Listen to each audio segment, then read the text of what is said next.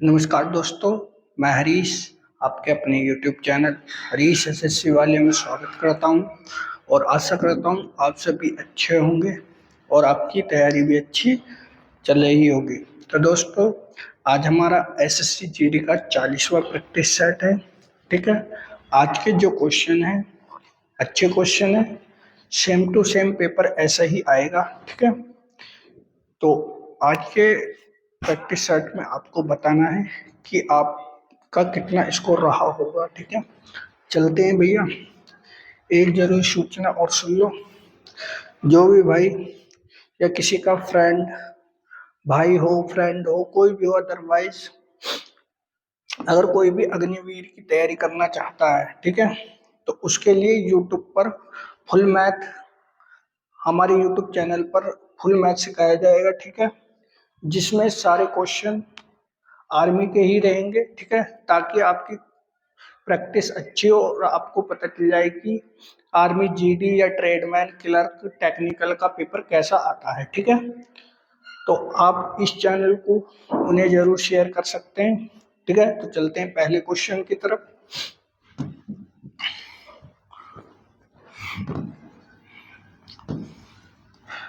एक पहला क्वेश्चन बिल्कुल सिंपल क्वेश्चन से शुरुआत करते हैं। ठीक है, तो इसने कहा है पी प्रतिशत 225 है, तो पी स्क्वायर का मान कितना है। तो कैसे कर सकते हैं इस क्वेश्चन को, काफी सिंपल क्वेश्चन है ये। ठीक है, तो करें भाई, पी का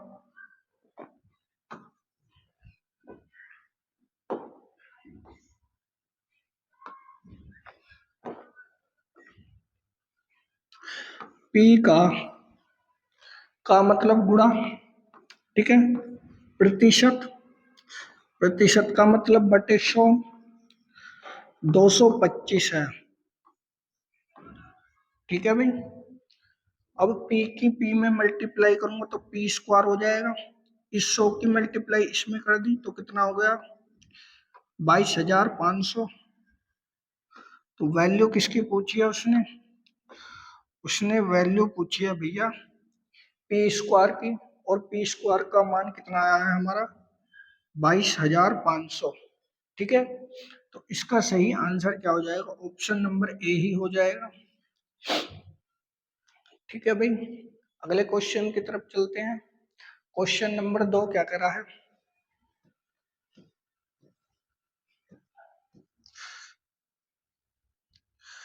22 पुरुष 2 दिन में एक दीवार बना सकते हैं। ठीक है भाई, उसी काम को आधे दिन में पूरा करने के लिए कितने पुरुषों की आवश्यकता होगी। तो कैसे कर सकता हूँ इस क्वेश्चन को भाई, कैसे कर सकते हैं हम इस क्वेश्चन को। तो देखो, एक फॉर्मूला है M1 D1 equal to M2 D2। ठीक है भाई, 22 पुरुष हैं, 22 पुरुष 2 दिन में एक दीवार को बना रहे हैं। ठीक है भाई, तो उसने कहा है कि कितने पुरुष उस दीवार को आधे दिन में बनाएंगे, यानी कि मतलब एक्स पुरुष आधे दिन में मतलब 1/2 दिन में बनाएंगे। अब इन सभी की मल्टीप्लाई कर दो, इस 2 की मल्टीप्लाई इधर हो जाएगी, 2 दूनी 4 और 22 चौका 88, यानी कि मतलब 88 आदमी और होने चाहिए, तब जाके वो दीवार आधे दिन में बनेगी। ठीक है, तो इसका सही आंसर हो जाएगा ऑप्शन नंबर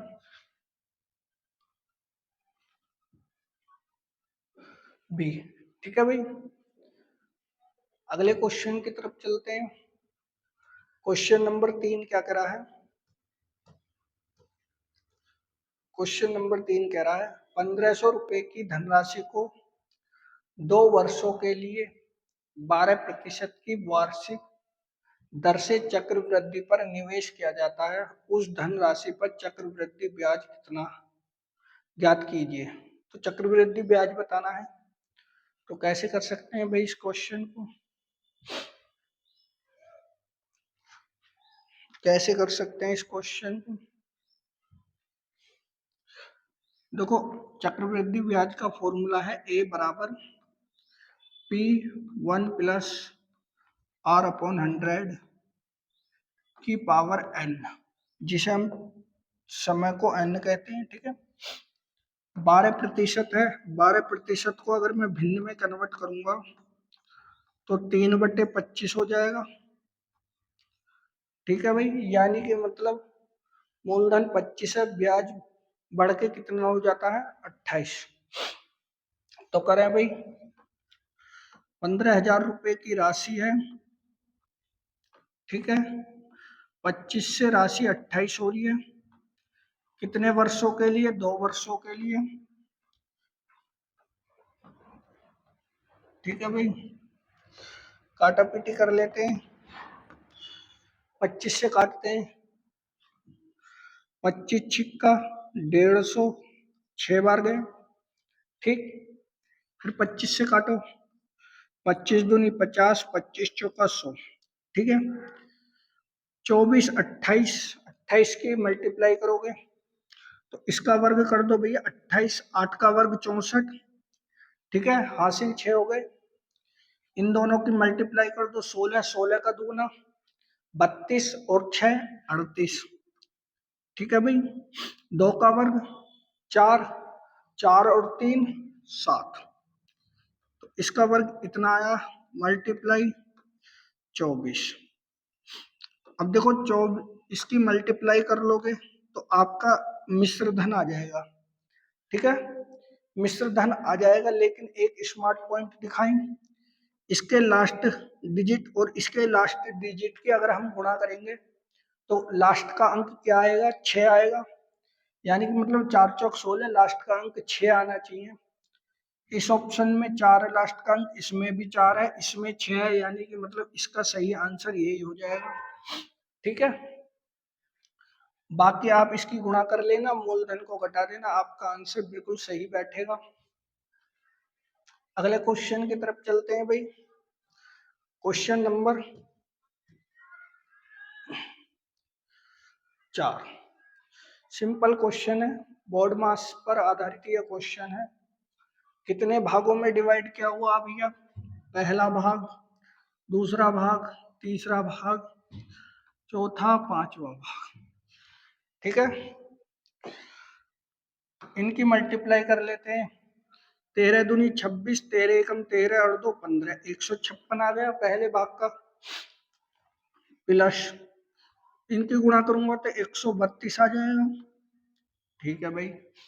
15 की और 14 की मल्टीप्लाई करूंगा, 14 पंजे 70, 14 एकम 14 और 7 210, ठीक है। 13 निम्मा 117 प्लस 19 पंजे 95, 19 से कम 19 और 9 28, ठीक है। तो भैया 285 इसका गुणनफल आ गया। अब कर लेते हैं भाई, जो प्लस प्लस के हैं उन्हें ऐड कर लो, 6 2 8 5 13, ठीक है भाई। 6 3 9 8 17, 2 3 और 2 5, तो इनका योग आ गया 573। ये दोनों संख्याएं माइनस की हैं तो इन्हें ऐड कर दो भैया, 7 2 3, ठीक है। अब इन्हें घटा लो, आपका आंसर आ जाएगा। तो कितना बचेगा? यहाँ से 6 बचा, यहाँ से 6 में से 2 गए 4 और 5 में से 3 गए 2। इसका सही आंसर क्या आ जाएगा? 246, ठीक है भाई। 246 इसका बिल्कुल करेक्ट आंसर रहेगा, ऑप्शन नंबर सी। अगले क्वेश्चन की तरफ चलते हैं। क्वेश्चन नंबर 5 क्या कह रहा है? यदि 5t बराबर 4t बराबर 5u है तो t plus you upon T का मान कितना है? कैसे कर सकते हैं इस क्वेश्चन को भाई? कैसे कर सकते हैं इस क्वेश्चन को? देखो 4t इक्वल टू 5u, ठीक है।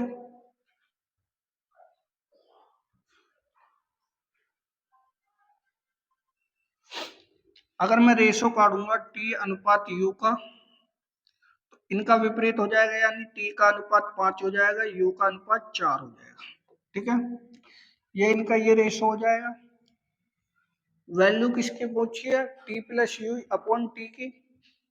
तो भाई इन दोनों को जोड़ दो, 9 बटे टी, टी का अनुपात 5 है तो 9 बटे 5 इसका बिल्कुल सही आंसर हो जाएगा, ठीक है।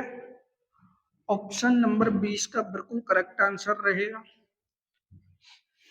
अगले क्वेश्चन की तरफ चल सकते हैं अपन। क्वेश्चन नंबर 6 बोर्ड मास का क्वेश्चन है, बिल्कुल सिंपल क्वेश्चन है, कैसे कर सकते हैं कीजिए।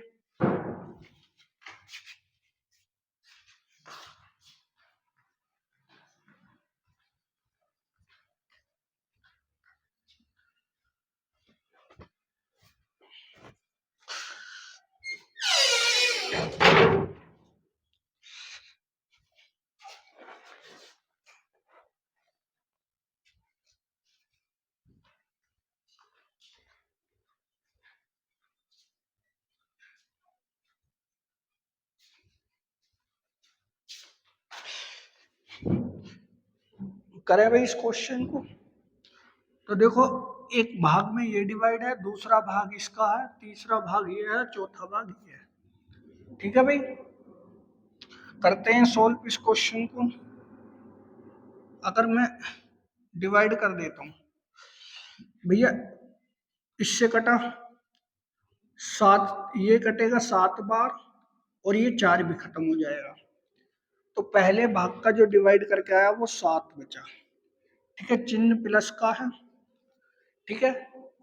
अब इस 7 से भाग दिया, 7 अट्ठे 56, 8 की मल्टीप्लाई 8 में कर दी तो 64, ठीक है भाई।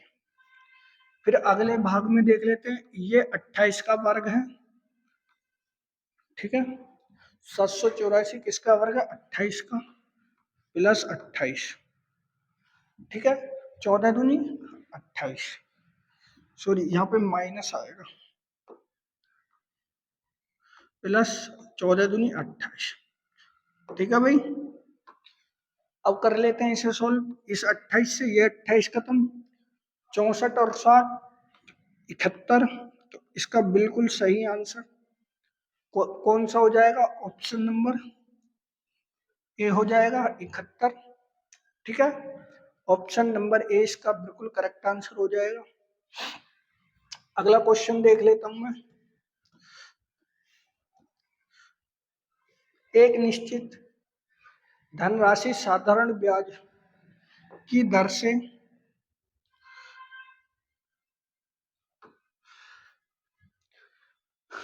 पर 12 वर्ष में स्वयं की 3.5 गुना हो जाती है, तो समान साधारण ब्याज दर पर वह धनराशि 28 वर्ष में कितनी गुनी हो जाएगी? तो कैसे कर सकता हूं मैं इस क्वेश्चन को? भाई सिंपल क्वेश्चन है, दो तरीके से इस क्वेश्चन को कर लेंगे, ठीक है। 14 वर्ष में कोई धनराशि 3.5 गुना हो रही है, यानी कि एक घटाकर एक कम करके लिखते हैं, 2.5 गुनी हो गए, ठीक है भाई। समान साधारण ब्याज पर वह धनराशि 28 वर्ष में कितनी हो जाएगी, यानी कि मतलब 28 ईयर में वो धनराशि कितनी हो जाएगी। तो भाई यहां से 28 लाने के लिए कितने की मल्टीप्लाई हो? 2 गुने की मल्टीप्लाई हुई होगी। इधर भी 2 गुना करूंगा तो मैं 5 आ जाएगा, ठीक है। देखो यहाँ पर 3.5 गुना हुई थी तो मैंने एक कम करके लिखा था, तो इसका मतलब यहाँ भी एक कम करके लिखा हुआ होगा। तो यानी कि मतलब वो धनराशि कितनी हो जाएगी भैया? 6 गुनी हो जाएगी, ठीक है। वे धनराशि कितने गुना हो जाएगी? 6 गुना हो जाएगी। अगर इस क्वेश्चन को हम एक तरीके से ऐसे करें कि 14 वर्ष में कोई धनराशि इतना गुना होती है, तो 28 वर्ष में वो धनराशि कितना गुना हो जाएगी। ठीक है, तो मैं कहूंगा कि यहाँ दुगुना हो रहा है, तो यहाँ भी दुगुना करके लिखोगे, लेकिन नहीं, ऐसे तो गलत हो जाएगा मामला। ठीक है, इसका बिल्कुल सही आंसर ऐसा ही रहेगा। ठीक है, और तरीके से नहीं हो सकता, ये इसी तरीके से क्वेश्चन को सोल्व कर सकते हैं। ऑप्शन नंबर ए इसका करेक्ट आंसर हो गया। अगला क्वेश्चन देख लेते हैं भाई। 12 संख्याओं की औसत 60 है।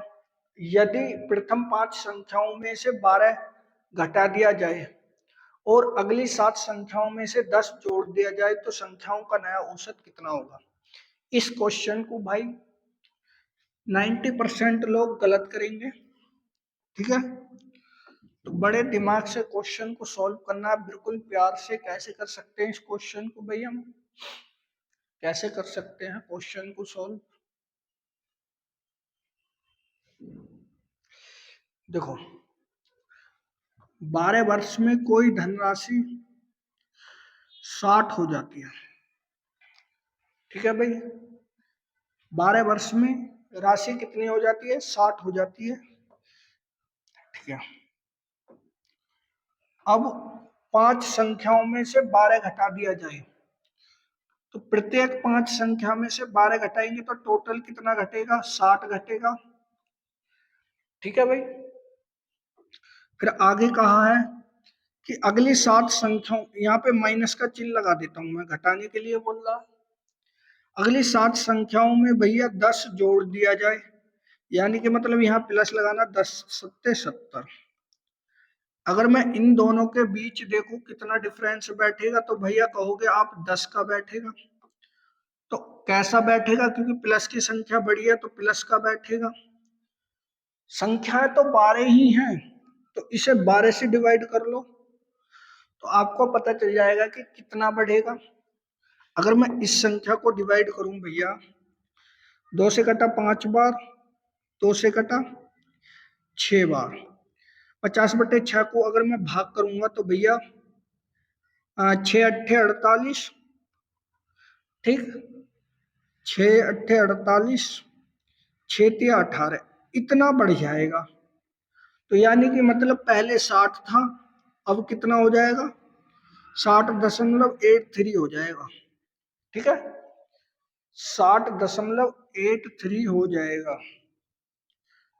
अगर ऐसे नहीं करना भैया क्वेश्चन को, ठीक है, आप कहते हो कि हम ऐसे करेंगे ही नहीं सॉल्व, हम तो दूसरे तरीके से करेंगे, तो कर लो। 12 संख्याओं का औसत कितना भैया, 60 है। तो 12 छिंग 72, यानी कि मतलब संख्याओं का योग कितना आया, 720 आ गया। ठीक है, अब उसने कहा है कि 5 संख्याओं में से 12 घटा दिया जाए। ठीक है, प्रथम 5 संख्याओं में से 12 घटा दिया जाए, 12 पंजे 60। ठीक है, 60 घटेगा टोटल। लेकिन अगली भाषा में उसने कह दिया कि 7 संख्याओं में 10 जोड़ दिया जाए। तो भाई जोड़ प्लस 10 जोड़ेंगे इसमें, तो 10 सत्ते 70, यानी कि मतलब प्लस के 10। तो इनके बीच, दोनों के बीच कितने का डिफरेंस बैठेगा, 10 का, प्लस के 10 का। अब उसे हम 720 में ऐड कर देंगे। ठीक है, 720 में ऐड किया तो 12 संख्याओं का औसत बैठ जाएगा 730, और मैं इसे 12 से डिवाइड करूंगा तो ये बैठेगा 60.83 के करीब। ठीक है, तो इसका सही आंसर ऑप्शन नंबर ए रहेगा। अगले क्वेश्चन की तरफ चलते हैं। Question number 9। एक कक्षा के 19 विद्यार्थियों की औसत आयु 22 वर्ष है। ठीक है भाई, यदि 42 वर्ष की आयु का एक नया विद्यार्थी कक्षा में शामिल होता है तो इन 20 विद्यार्थियों की औसत आयु कितनी होगी। तो कैसे कर सकता हूं मैं क्वेश्चन को भाई, कैसे कर सकता हूं मैं इस क्वेश्चन को। 19 विद्यार्थियों का औसत 22 है, 19 दूनी 38, 19 दूनी 38 और 3 41, यानी कि मतलब उनकी आयु का योग 418 होगा। उसने कहा है कि 42 वर्ष का एक विद्यार्थी और आ गया, उसकी आयु कितनी बताइए, 42। तो टोटल कितने विद्यार्थी हुए और उनका औसत कितना, 20 विद्यार्थी हुए, उनके औसत की बात करूं 460। ठीक है भाई। तो 20 विद्यार्थियों का औसत निकालने के लिए मुझे इससे डिवाइड करना पड़ेगा।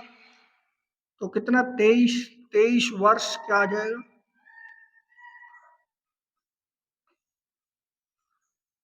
23 वर्ष उनकी आयु आ जाएगी। ठीक है, 23 वर्ष उनकी आयु आ जाएगी। ऑप्शन नंबर 20 का करेक्ट रहेगा। अगले क्वेश्चन की तरफ चलते हैं हम। क्वेश्चन नंबर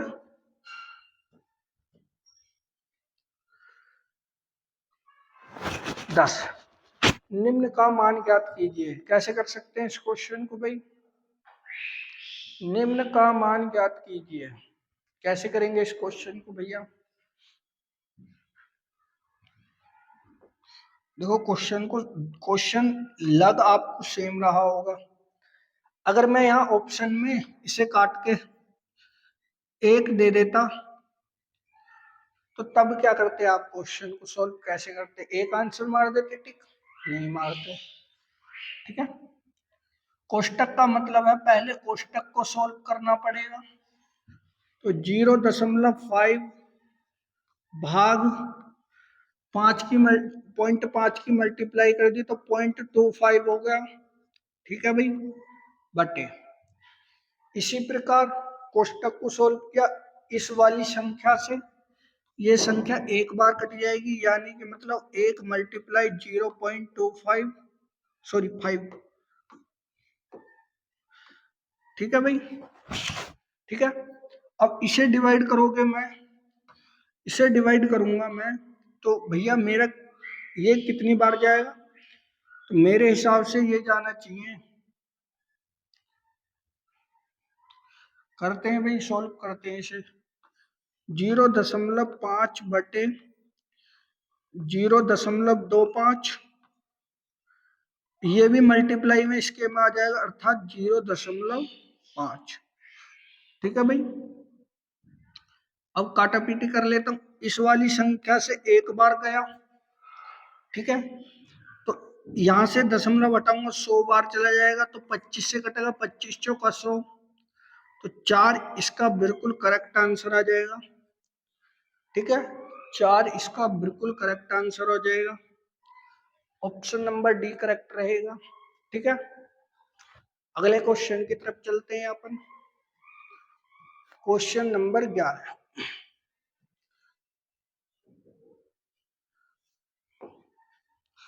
क्वेश्चन नंबर 11 क्या कह रहा है, उस समबाहु त्रिभुज की भुजा ज्ञात कीजिए जिसका क्षेत्रफल 16√3 सेंटीमीटर स्क्वायर है। तो कैसे कर सकता हूं भाई, इस क्वेश्चन को मैं कैसे कर सकता हूं, तो भाई फॉर्मूला क्या है अपना,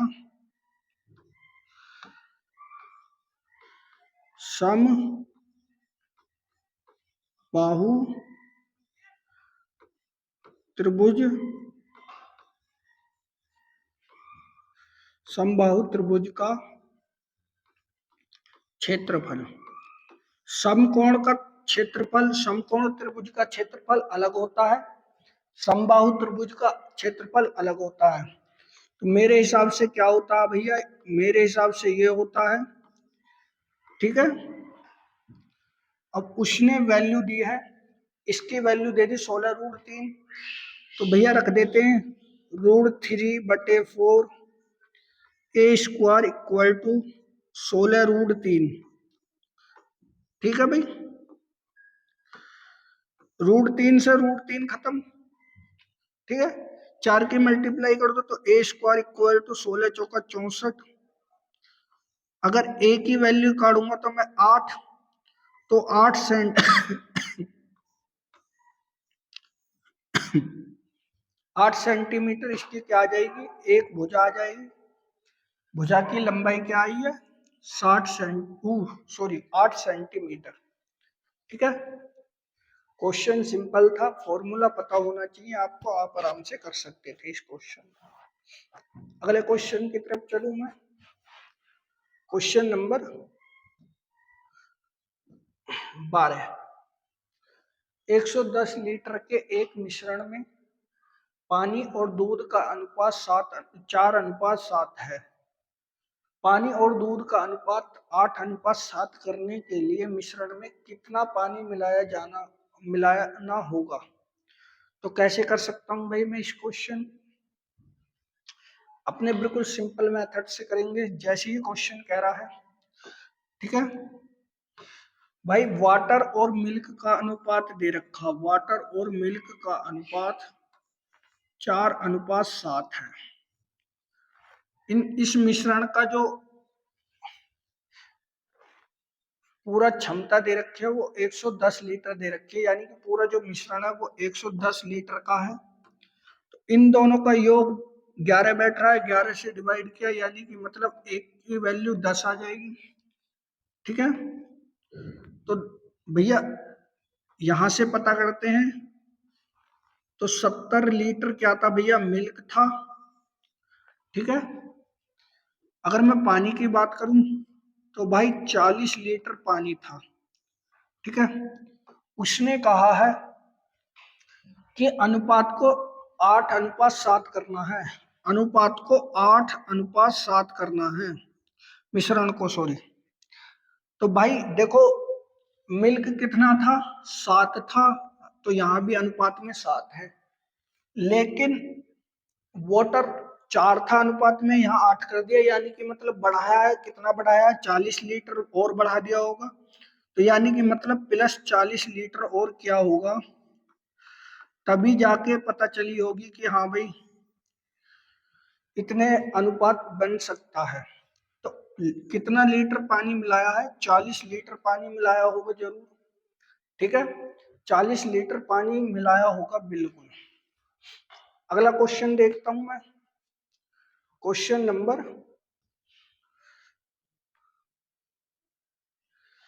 13। यदि कोई वस्तु 20% की हानि पर बेची जाती है तो वस्तु के क्रय मूल्य और विक्रय मूल्य का अनुपात कितना है। कैसे कर सकता हूं मैं, क्रय मूल्य और विक्रय मूल्य का अनुपात बताना है। देखो फॉर्मूला है अपना, समझ लेना। क्रय मूल्य मल्टीप्लाई लाभ या हानि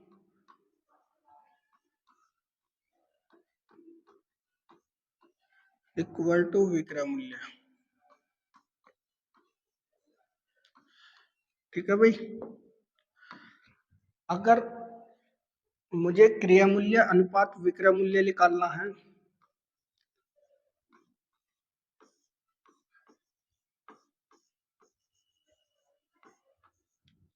तो ये जो लाभ और हानि है इसका उल्टा हो जाएगा, यानी कि मतलब 20% की हानि हो रही है तो 100/80 हो जाएगा, क्योंकि 80 में तो बेची होगी इसने वस्तु। ठीक है, तो डिवाइड कर दिया भैया, 2 से कटा 5 बार, 2 से कटा 4 बार, तो इसका रेशो कितना आ जाएगा, 5/4। ठीक है, क्रय मूल्य और विक्रय मूल्य का अनुपात कितना आ जाएगा, ऑप्शन नंबर बी। अगर आप अब भी नहीं समझे हो तो देख लो, ये मेरा फॉर्मूला है, क्रय मूल्य। ठीक है, क्रय मूल्य गुणा 20% की हानि पर अर्थात 80% में, प्रतिशत का मतलब बटे 100 इक्वल टू विक्रय मूल्य। ठीक है भाई, अब मुझे क्या करना है, विक्रय मूल्य को बटे में ले जाऊंगा, इसे उल्टा कर दूंगा। तो क्रय मूल्य 10 से 10 खत्म, 4 बार 5 बार, तो क्रय मूल्य अपॉन विक्रय मूल्य इक्वल टू 5/4। ठीक है, 5/4 इसका अनुपात आ जाएगा। अगले क्वेश्चन की तरफ चलता हूं मैं, क्वेश्चन नंबर 14। एक कार ने अपने निर्धारित समय से 42 मिनट पहले चलना शुरू किया। ठीक है भाई, लेकिन 210 किलोमीटर दूरी अपने गंतव्य स्थान तक समय पर पहुंचने के लिए अपनी सामान्य चाल से 10 किलोमीटर प्रति घंटे की चाल कम करनी पड़ी। तो कार के सामान्य चाल कितनी होगी? ऐसे क्वेश्चन हमने कल भी किए होंगे। ठीक है, तो देखो 210 किलोमीटर की दूरी, ठीक है, 210 किलोमीटर की दूरी, 210 किलोमीटर की दूरी दो जगह, एक बार सामान्य चाल उसकी इतने किलोमीटर पर घंटा थी, ठीक है, लेकिन धीमी कर दी तो कितनी कर दी? 10 किलोमीटर प्रति घंटा कर दी। तब जाके 42 मिनट पहले चला होगा, अर्थात 42 मिनट, मिनट का मतलब घंटे, इन दोनों का डिफरेंस निकाल दिया मैंने।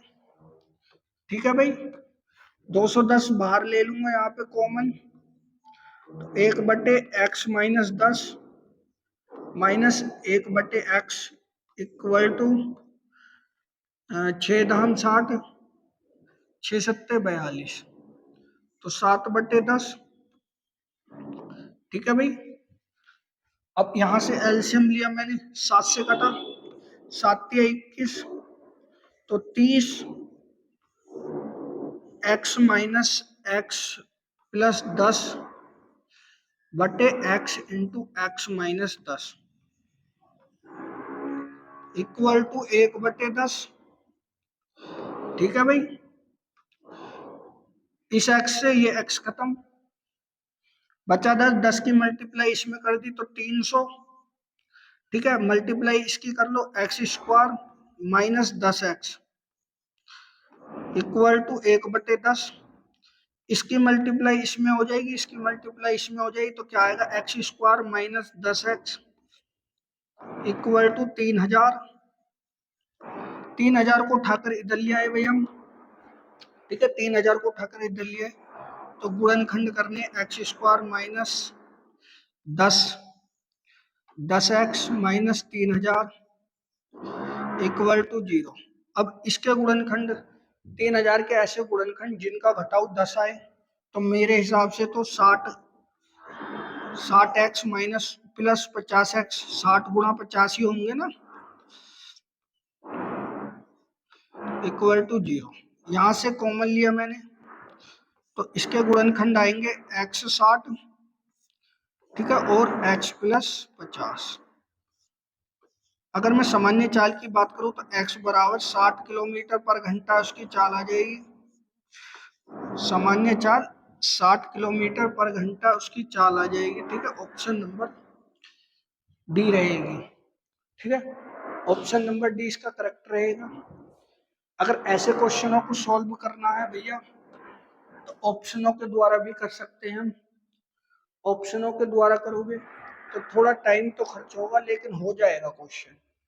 अगर ऐसी इक्वेशन बननी है तो इससे बढ़िया है कि आप ऑप्शनों से भी जाकर कर सकते हैं। ठीक है, अगले क्वेश्चन की तरफ चलते हैं। 28% की छूट के बाद एक वस्तु 1008 रुपए में बेच जाता है, वस्तु का अंकित मूल्य कितना होगा? कैसे कर सकते हैं इस क्वेश्चन को भैया अपन? कैसे कर सकते हैं इस क्वेश्चन को? क्वेश्चन को कैसे कर सकते हैं हम? तो देखो, फॉर्मूला क्या है अपना? अंकित मूल्य, अंकित मूल्य गुणा छूट इक्वल टू विक्रय मूल्य। ठीक है, अब भैया अंकित मूल्य दिया नहीं है उसने, तो x रुपए होगा, छूट 28% की थी, अर्थात 72% पे बेचा होगा बटे 100। कितने रुपए में बेचा? 1008 रुपए में बेचा उसने। ठीक है भाई, काट लेते हैं, 4 से कटा, 4 एकम 4 अट्ठे 32, 4 से कटा, 4 दूनी 8, 25, 4 दूनी 8, 18 से डिवाइड कर देते हैं इसे, 18 कम 18, ठीक है, 18 चौक 72। इस 100 की मल्टीप्लाई इधर हो जाएगी तो ये कितना हो जाएगा, 1400 रुपये। तो उस वस्तु का अंकित मूल्य कितना होगा भैया, 1400 रुपये होगा, ठीक है। उस वस्तु का अंकित मूल्य कितने रुपए हुआ होगा, 1400 रुपये। ऑप्शन नंबर सी करेक्ट रहेगा, ठीक है। इस फॉर्मूले से क्वेश्चन कर लो। देखो शॉर्ट ट्रिक का यूज करेंगे हम जब हमें बेसिक पता हो, ठीक है। अगर आपको बेसिक पता है तो इसे तो आप आराम से शॉर्ट, ये तो फॉर्मूले लिखने की भी जरूरत नहीं थी, एक ही लाइन में आंसर आ जाता आपका, ठीक है। तो अगले क्वेश्चन की तरफ चलते हैं। क्वेश्चन नंबर 16 क्या करा है, दिनेश अकेला एक काम को 96 घंटे में पूरा कर सकता है, राहुल और दिनेश मिलकर इस काम को 48 घंटे में कर सकते हैं, ठीक है। राहुल और तरुण मिलकर 16 घंटे में काम कर सकते हैं, तो तरुण अकेले इस काम को कितने घंटे में करेगा। कैसे कर सकते हैं इस क्वेश्चन को भैया, हम कैसे कर सकते हैं भाई क्वेश्चन को सोल्व। तो देखो दिनेश अकेले एक काम को 96 घंटे में करता है, तो ये दिनेश हो गया 96 घंटे में कर रहा है, ठीक है भाई। दिनेश और राहुल किसी काम को भैया 48 घंटे में करते हैं, ठीक है भाई। राहुल और तरुण उस काम को 16 घंटे में करते हैं, ठीक है भाई। अगर मैं इन तीनों का एलसीएम लूं तो कितना आएगा भैया, 96 आ जाएगा इनका एलसीएम,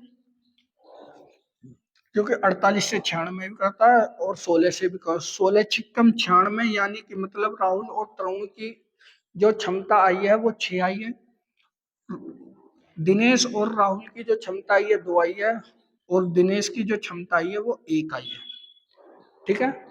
इसका मतलब दिनेश की क्षमता 1 है, राहुल की क्षमता निकाल लूं मैं यहां से तो दोनों की क्षमता 2 है, तो दिनेश के अगर मैं इसमें से घटा दूंगा तो राहुल की क्षमता भी 1 बचेगी, ठीक है। अब राहुल की क्षमता 1 है, तरुण की क्षमता और राहुल की क्षमता 6 है, तो इसकी घटा दूंगा तो किसकी, तरुण की बचेगी, कितनी बचेगी, 5 क्षमता बचेगी। तो उसने कहा है कि तरुण अकेले उस काम को कितने घंटे में कर सकता है, तो तरुण की जो क्षमता है उससे इसे डिवाइड कर दो, तो अर्थात इसे 5 से डिवाइड किया, 5 एकम 5, 5 नीम 45, 5 दूनी 10, इतने घंटे में वो क्या कर लेगा भैया, समाप्त कर देगा, ठीक है। 19.2 घंटे में 5 दूनी 10, ठीक है। यहाँ पे 0.2 कर लेना। ऑप्शन नंबर इसका करेक्ट आंसर रहेगा बी, ठीक है भाई। 19.2 घंटे में वो कार्य को समाप्त कर देगा। अगले क्वेश्चन की तरफ देखें। सिंपल क्वेश्चन था, आप आसानी से कर सकते थे ऐसे क्वेश्चन को। अगला क्वेश्चन देख लेते हैं भाई। 17वां क्वेश्चन क्या कह रहा है, 45 बोर्ड मार्क्स का क्वेश्चन है, 3 क्वेश्चन आ चुके हैं इस शिफ्ट में, तो 3 दूनी 6 नंबर तो उसे फ्री के मिले होंगे। तो भाई इसे मैं करता हूँ, इससे डिवाइड किया 9 से, 9 पंजे 45, यानी कि मतलब ये 500 बार गया। 18 दूनी 3600, ठीक है। और भैया 0 माइनस का 7 एकम 7, 7 21, ठीक है भाई। अब इन्हें सभी को ऐड कर दो, तो 500 प्लस 3600 माइनस 2170, इन्हें ऐड किया तो 0 0, 6 5 11 4, 4100 में से 2160 अगर मैं घटा दूंगा तो 0 3, 10 में से 1 गया 9, और जी 3 में से 1, 1930 इसका बिल्कुल सही आंसर हो जाएगा। 1930 इसका बिल्कुल करेक्ट आंसर रहेगा, ठीक है। ऑप्शन नंबर बी इसका बिल्कुल करेक्ट आंसर है मेरे हिसाब से। आपके हिसाब से कितना आंसर है, कमेंट कर दीजिएगा। अगले क्वेश्चन की तरफ चलें। Question number 18। एक व्यापारी अपनी वस्तु का मूल्य क्रिया मूल्य से 50% अधिक अंकित करता है, ठीक है। यदि वह 20% की छूट देता है तो लाभ प्रतिशत या हानि प्रतिशत कितना होगा। तो कैसे कर सकते हैं भाई, सिंपल रेशो मेथड से करें, ठीक है। रेशो मेथड से ही इस क्वेश्चन को करेंगे हम। कैसे कर सकते हैं क्वेश्चन को भैया, देखो क्रिया मूल्य और अंकित मूल्य,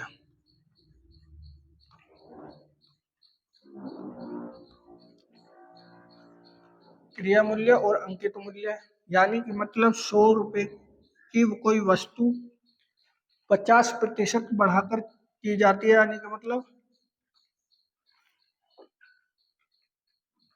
150 कर दी जाती है, ठीक है भाई। अब इसने कहा है कि 20% की छूट देनी चाहिए। छूट किस पर दी जाएगी, सदैव अंकित मूल्य पर। 20% की छूट देने के बाद वस्तु कितने में बेची होगी, 80 में बेची होगी, बटे 100, 10 15 अट्ठे 120। भैया 100 की वस्तु को छूट देने के बाद भी इतने रुपए में बेची जा रही है, तो आप बताइए 100 से कितने अधिक का लाभ हुआ, से 20% का लाभ हुआ, ठीक है। सिंपल क्वेश्चन था। किसी वस्तु का क्रिया मूल्य 100% होता है, उसने क्या कि 50% मैंने बढ़ा दी, अंकित मूल्य 150 हो गया।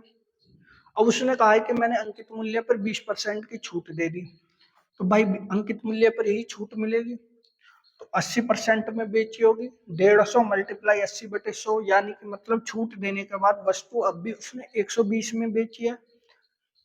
क्रिया मूल्य मेरा 100 था, बेचा मैंने 120 में, तो कितने का लाभ हुआ, 20% का, ठीक है। तो ऑप्शन नंबर सी इसका बिल्कुल करेक्ट आंसर रहेगा मेरा, ठीक है भाई। अगले क्वेश्चन की तरफ चलें। Question number 19। यदि P का 35% Q के 60% के बराबर है, ठीक है। दो सवाल हैं, ध्यान से कर लेना इसे। Q P का Z/3% के बराबर है, तो कैसे कर सकते हैं इस क्वेश्चन को भाई, अच्छा क्वेश्चन है ये। P का 35% Q के 60% के बराबर है। प्रतिशत का मतलब बटे 100/100, इस 100 से ये 100 खत्म, ठीक है भाई। 5 से कटा 5 सत्ते 35, 5 से कटा 12, तो P/Q की जो वैल्यू आई है भैया 12/7 आ गई, ठीक है भाई, ठीक है। इसे हम क्या मान सकते हैं, रेशो मान लो, कुछ भी मान लो। अब उसने आगे कहा है कि क्यों P का Z/3% है, क्यों P का Z/3% है, यही तो कहा है उसने, ठीक है भाई, यही कहा है, तो कर देते हैं अभी सोल्व। क्योंकि वैल्यू 7 है, P की वैल्यू 12 है, Z/3 और प्रतिशत हटाऊंगा तो बटे 100 हो जाएगा, ठीक है भाई। काटा पीटी कर लेते हैं हम। 300 से 4 25 बार कट जाएगा भैया, 12 से ये 12 दूनी 24, 6 12 पंजे 60, 25 की मल्टीप्लाई 7 में कर दी, तो जेड की वैल्यू क्या आ जाएगी, 25 सत्ते 175, तो जेड की वैल्यू कितनी आई भैया मेरी, 175 आ गई। ऑप्शन नंबर सी इसका करेक्ट आंसर रहेगा। एक बार फिर देख लो, P का 35% क्योंकि 60% के बराबर है तो बराबर रख दिया। तो 5 से कट गई दोनों संख्या, यानी कि मतलब पी अपॉन क्यू का अनुपात आया 12/7। अब उसने कहा है क्यू पी का Z/3% है, पी क्यू का Z/3% है। प्रतिशत हटाया, बट्टे में 100 लगा दिया। पी की वैल्यू 12 आई है, क्यू की वैल्यू 7 आई है। 12 से 25 बार कटा, 25 की मल्टीप्लाई 7 में कर दी तो 25 पंजे वो 25 सत्ते 175। ठीक है, ऑप्शन नंबर सी इसका करेक्ट रहेगा। आज का लास्ट क्वेश्चन देख लेते हैं भाई। देखो क्वेश्चन का लेवल आपको 4 फरवरी को पता चल जाएगा कि मैथ कैसा आ रहा है। ठीक है, अगर मैथ बिल्कुल सिंपल आया तो भाई मेरिट तुम्हें पता है कहाँ जाएगी। आप खुद ही सपोज कर सकते हैं कि मेरिट कहाँ जाएगी। हाँ, ये है कि कोई सा भी अगर उसने पार्ट हार्ड पूछ लिया, मान लो रीजनिंग थोड़ी हार्ड पूछ ली या टाइम टेकिंग पूछ ली, हार्ड नहीं पूछी टाइम टेकिंग पूछ ली, कहने का मतलब ऐसी स्थिति में मेरिट घटेगी। ठीक है, तो करते हैं भाई। एक बैग को 5688 रुपए में बेचने पर एक व्यक्ति को 10% की हानि हुई। 20% का लाभ कमाने के लिए उस बैग को किस मूल्य पर बेचना चाहिए था। इस क्वेश्चन को हम दो तरीके से करेंगे भाई।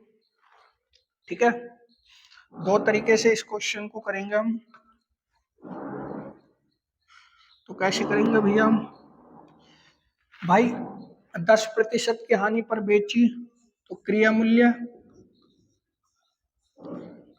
मूल्य गुणा लाभ या हानि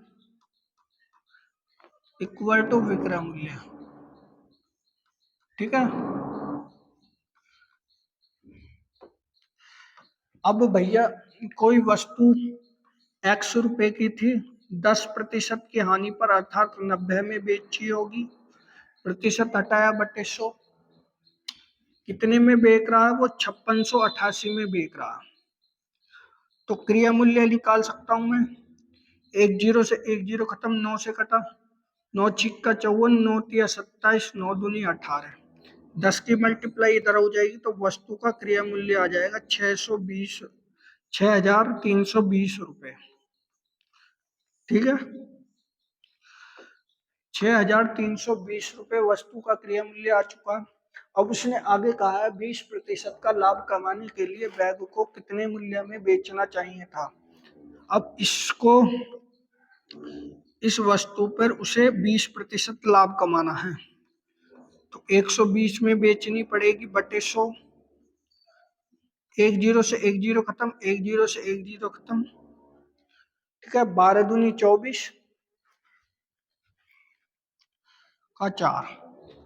ठीक, 12 तिया 36 और 2 38। ठीक है भाई, उसके बाद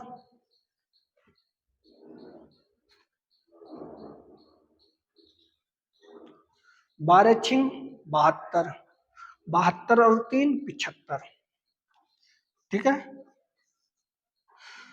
तो इतने रुपए में उसे बेचनी पड़ेगी। ऑप्शन नंबर 20 का करेक्ट आंसर रहेगा। ठीक है, आंसर आया था भैया, ये वाला इसका करेक्ट आंसर आ गया। ठीक है,